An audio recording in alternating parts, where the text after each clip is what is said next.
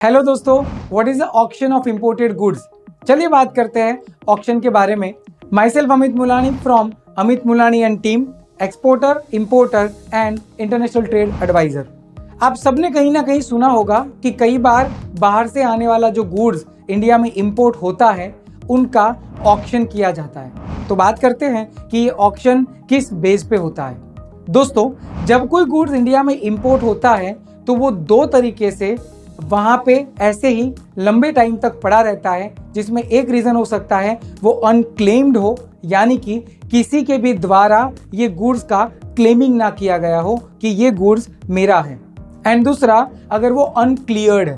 अनक्लियर्ड का मतलब अगर उसमें कोई प्रॉबिंग है रिगार्डिंग टू द सर्टिफिकेशन और कोई भी कॉम्प्लायंस के रिगार्डिंग, तो बट ऑब्वियस आपका गुड्स जो है वो अनक्लियर रहेगा।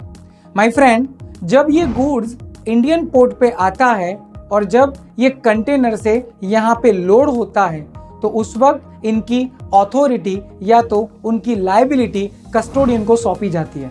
कस्टोडियन ऑफ द कार्गो, जिसके बारे में हमने ऑलरेडी आगे बातचीत की थी। जब ये गुड्स कस्टोडियन के पास आता है और उसके बाद 30 दिन के अंदर अगर इसको क्लियर नहीं किया गया तो उसके बाद ये गुड्स को कहीं ना कहीं ऑक्शन के लिए फॉरवर्ड किया जाता है। बट ऑक्शन का प्रोसेस ऐसे ही नहीं होता।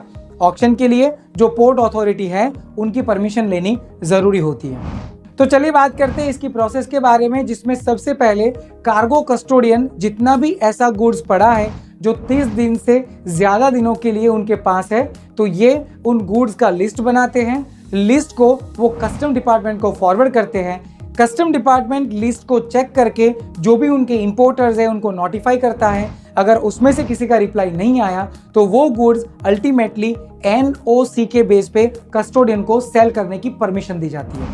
After getting the permission, custodian उसके रिगार्डिंग ऑक्शन की डेट फिक्स करता है और जिसमें ऑक्शन के बेस पे जो भी डिस्काउंटेड परसेंटेज में प्रोडक्ट को बेचना है उसके हिसाब से वो उसका लिस्ट जो है वो निकालता है।